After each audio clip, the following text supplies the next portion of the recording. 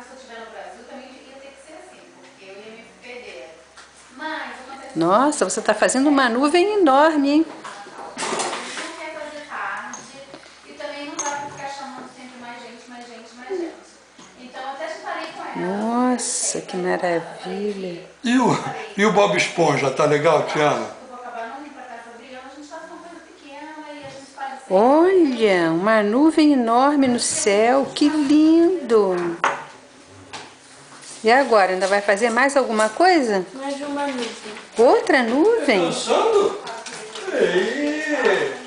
Já sabe dançar, olha aqui, olha já dançando, Cristian.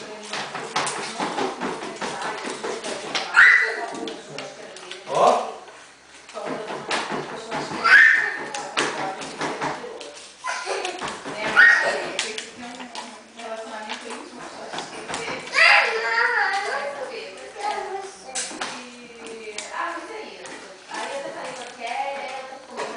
Muito bem. Deixa eu ver a nuvem que você fez.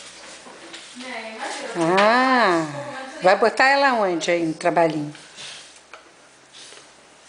Do lado da outra? Não. Ah, vai ficar lindo.